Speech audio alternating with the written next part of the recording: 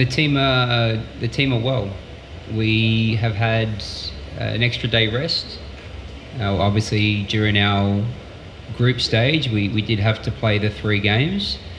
And I guess the reward for that has been an extra day of recovery. So we've used that to the best advantage that we can.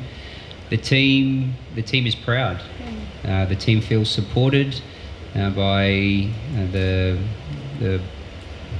country, and it's a very proud moment for them to be able to create history and progress through to the semi-finals.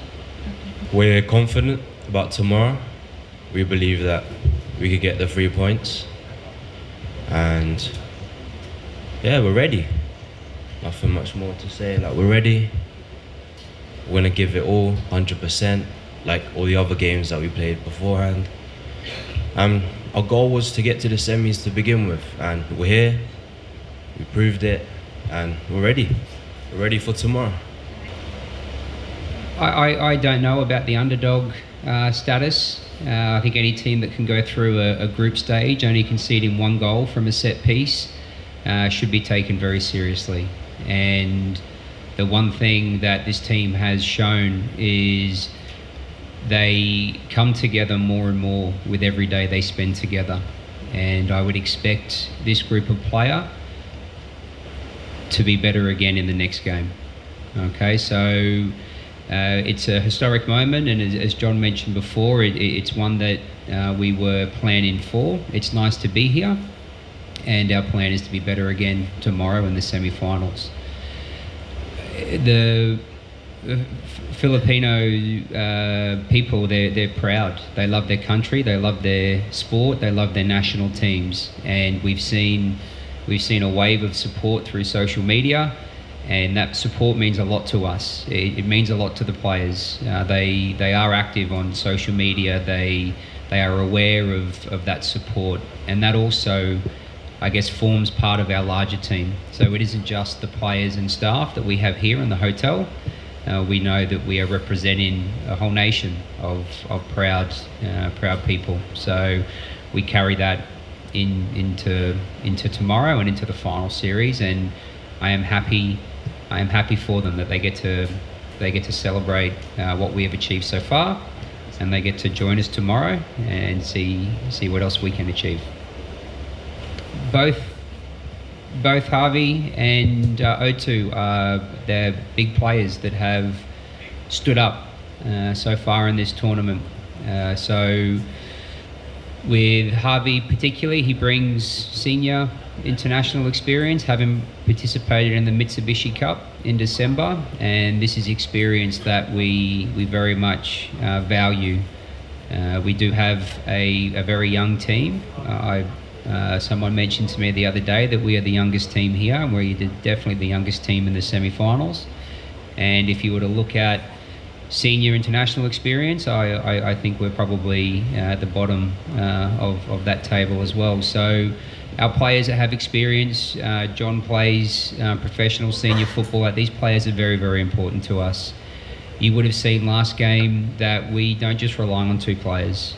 There is a lot of football that is played that you might not see on the broadcast footage, that you might not see in the highlights packages.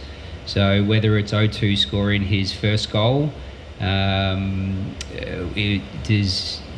people recognise the vision and the quality of pass that a centre back Noah Liddell can play outside, and then the quality of a player like Uriel Delapo to find an early ball behind centre backs.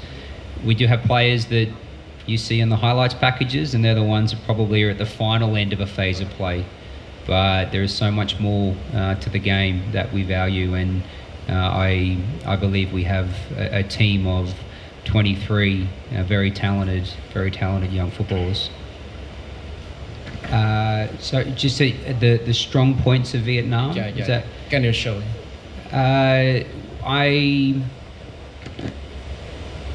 I guess I'm a coach who prefers to focus on our own team, and we will touch on, like any preparation for a game, we'll touch a little bit on our opponent, but our journey this tournament has been a focus on us and our system and the way that we want to play, and not a lot then changes. So we know that Vietnam, I think, have scored 3 of their 5 goals from set pieces. Okay, so we know that this is an area that we need to be aware of in our preparation. They're obviously a team who play very similar to their senior men's national team. I believe the coach is looking after this team, the same coach that coached the Mitsubishi Cup team. And they're every player in the semi-finals is a good player. So our focus has been on what we can do and what we can do better and what we're already good at. And that's kind of the focus we've taken into the game. Maybe John has a little bit more information about Vietnam. I don't know. They're a good side. Give them respect. But as Gareth said, our focus this tournament was about ourselves and how we play our way every game, going into every game. So more focus on us really, on my half. We have a plan, but I'm not telling you. So we would be silly not to have a plan, absolutely. And